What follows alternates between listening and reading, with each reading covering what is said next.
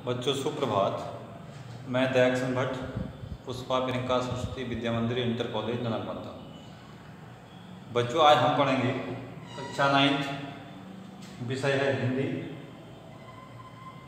और इसमें जो है हिंदी में है क्षितिज पुस्तक के अंतर्गत काव्यखंड। उसमें है कबीरदास जी और उनकी साखियाँ। उनकी साखियों का अध्ययन करेंगे कि यह जो है ये साखियाँ हमें क्या शिक्षा देती हैं। पहली साखी है, मान सरोवर सुभर जल, हंसा कील कराई, मुक्ता फल मुक्ता चुगे, अब कोई अनंत न जाए। इसमें कबीरदास जी ने बताया है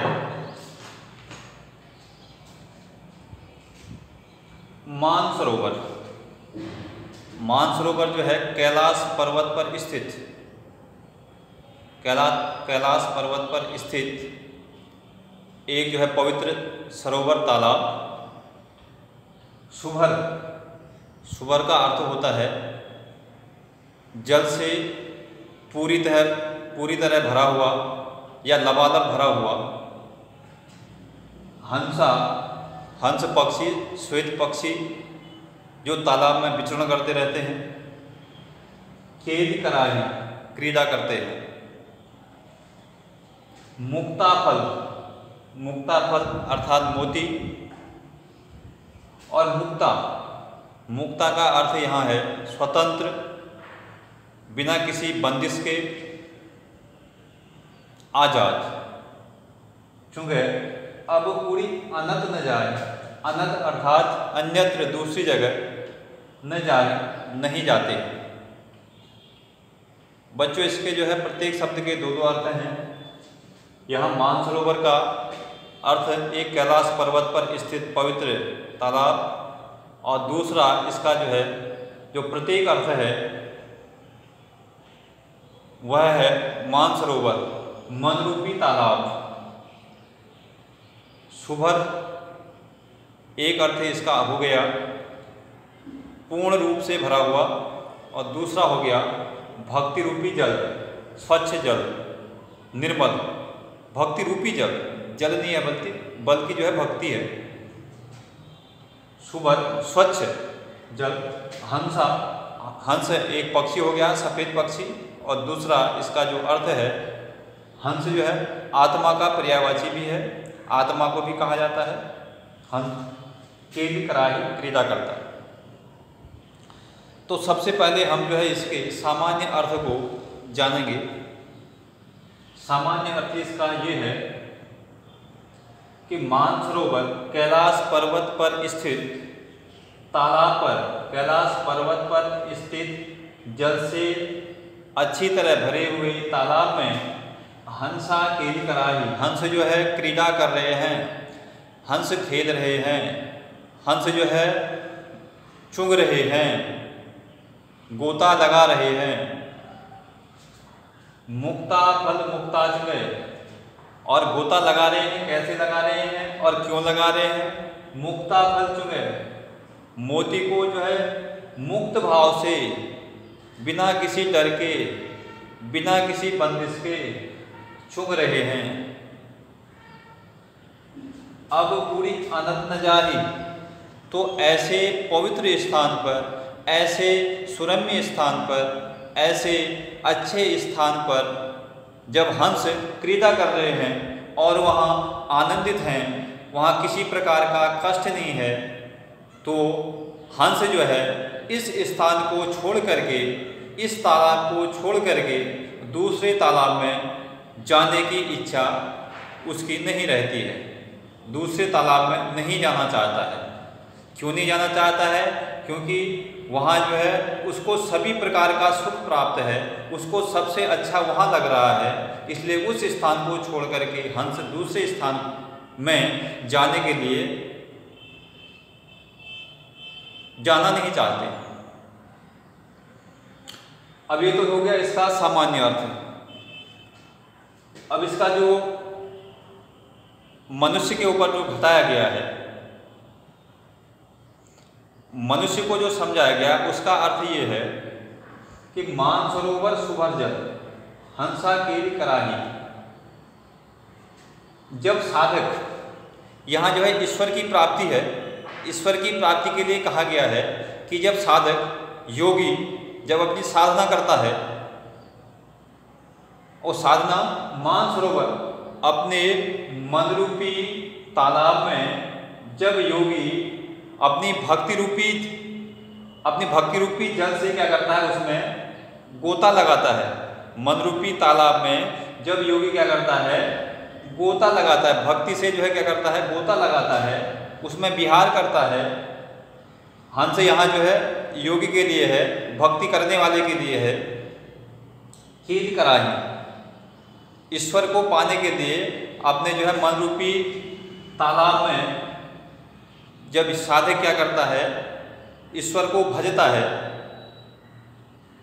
और मुक्ता फल मुक्ता चुंगे, मुक्ता फल, यहाँ मुक्ता फल का जो अर्थ है वह मोक्ष है, क्योंकि साधक जो है मोक्ष को पाना चाहता है। तो मुक्ता फल मुक्ता चुंगे, और मुक्त भाव से चाहता है। और जो कैसे चाहता है, मुक्त भाव से। अब वो कैसे मुक्त भाव से, स्वतंत्र भाव से, कैसे स्वतंत्र भाव से, अर्थात जब जो है साधक इस माया मोह से क्या हो जाता है, इस माया मोह को छोड़ देता है। ईश्वर की प्राप्ति कब होती है, जब व्यक्ति जो है एकाग्र चित्त होकर के लोभ मोह मद काम क्रोध इन सबको त्याग देता है, तब उसको ईश्वर की प्राप्ति होती है। तो यहाँ मुक्ता का अर्थ ये है कि जब व्यक्ति अपनी इच्छाओं को और जो है ये मेरा ये पराया इस माया जाल को छोड़ देता है और जो है मोक्ष पाने के लिए क्या करता है, भक्ति करता है। अब वो पूरी अनंत न जाही, और उसे वह तत्व प्राप्त होता है जिस तत्व को वह खोजता है, अर्थात उसे जो है ईश्वर का जब साक्षात्कार प्राप्त होता है, जब उसका ध्यान ईश्वर में लग जाता है और उसे यह ज्ञात हो जाता है, जब उसका जो है क्या हो जाता है, ज्ञान जो है खुल जाता है, जब वह जो है जान जाता है कि यह संसार मिथ्या है, यह भ्रम है, ईश्वर ही सत्य है, तब वह जो है फिर अब पूरी अनंत न जाए, फिर वह अन्यत्र नहीं जाना चाहता है, फिर वह दोबारा जन्म नहीं लेना चाहता है, फिर वह इस माया मोह में नहीं बनना चाहता है। ये इसके द्वारा बताया गया है। दूसरा है प्रेमी ढूंढत मैं फिरूं, प्रेमी मिले न कोई, प्रेमी को प्रेमी मिले सब विष अमृत होई। तो कबीरदास जी कहते हैं प्रेमी ढूंढत मैं फिरूं, मैं प्रेमी को ढूंढ रहा हूँ। और कैसा प्रेमी को ढूंढ रहा हूँ, जो ईश्वर की भक्ति करता हो, ईश्वर में लीन रहता हो। अब यहाँ ईश्वर में लीन से मतलब क्या है, हम यहाँ ईश्वर में लीन का अर्थ क्या लगाएंगे, अर्थात जो व्यक्ति ईश्वर को भजता होगा वह व्यक्ति परोपकारी होगा, सदाचारी होगा, समाज का कल्याण करने वाला होगा, प्राणी मात्र के प्रति दया भाव उसके अंदर विद्यमान होगी। तो तब कबीरदास जी कहते हैं कि प्रेमी ढूंढत मैं फिरूं, मैं ऐसे प्रेमी को ढूंढ रहा हूँ जो ईश्वर को जो है प्रेम करता हो। प्रेमी मिले न कोई, लेकिन कबीरदास जी कहते हैं लेकिन ऐसा प्रेमी मिल नहीं रहा है, ऐसा साधक मिल नहीं रहा है। प्रेमी को प्रेमी मिले, यदि जो है मुझ प्रेमी को, यहाँ कबीरदास जी ने अपने को भी ईश्वर को प्राप्त करने वाला, ईश्वर में जो है लीन रहने वाला बताया है, क्योंकि प्रेमी को प्रेमी मिले। यदि जो है प्रेमी व्यक्ति को प्रेमी व्यक्ति मिल जाए, ईश्वर की भक्ति करने वाला अच्छा व्यक्ति, संस्कारी व्यक्ति मिल जाए, तो सब विष अमृत हो। जो समाज का जो विष है, जो बुराई है, जो रूढ़ियाँ हैं, परंपराएं हैं, ऊंच नीच है, समाज के ये विष हैं, जहर हैं। समाज के क्या हैं, ये जहर हैं। ऊंच नीच का जो भेदभाव है, अपने पराये का जो भेदभाव है, छुआछूत है, जो भी बुराइयां हैं समाज में, वो विष है। तो कबीरदास जी कहते हैं यदि ऐसे प्रेमी अर्थात ऐसे अच्छे लोग मिल जाएं जो समाज का कल्याण चाहते हों, जो अपना हित न देखते हों, इनकी संख्या समाज में ज़्यादा हो जाए, तो समाज का जो विष है, जो बुराई है, वह अपने आप ही जो है क्या हो जाएगी, अमृत हो जाएगी। वो बुराई किसमें बदल जाएगी, अमृत में बदल जाएगी, अर्थात बुराई दूर हो जाएगी जब समाज में अच्छे लोगों की संख्या बढ़ जाएगी। ये बताया गया। तीसरा है हस्ती चढ़िए ज्ञान को सहज दुलीचा डाल, स्वान रूप संसार है भूकंदे झकमारी। हस्ती चढ़िए ज्ञान को, तो कबीरदास जी कहते हैं कि व्यक्ति को जो है, साधक को ज्ञान रूपी हाथी पर ही चढ़ना चाहिए। सहज दुलीचा डाली, सहज अर्थात जो है सहज स्वाभाविक, दुलीचा अर्थात कालीन को डाल करके ही जो है ज्ञान रूपी हाथी पर चढ़ना चाहिए, क्योंकि यह संसार स्वान रूप संसार है। स्वान अर्थात कुत्ते के समान है, यह संसार जो कुत्ते के समान है, जो भूकन दे झक मारे, जो है भूखने में भूखने में ही अपना समय जो है बर्बाद करता है।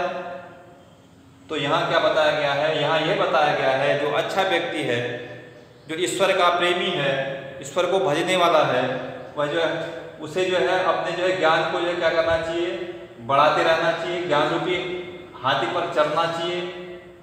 और जो है वो कैसे चढ़ना चाहिए, सहज दुलीचा डाल, स्वाभाविक सहज दुलीचा कालीन को डाल के ही जो है चढ़ना चाहिए। भौतिकवादी जो चमक दमक है उसमें न रह करके जो है इसमें जो है आसीन होना चाहिए, क्योंकि यह संसार जो है कुत्ते के समान है।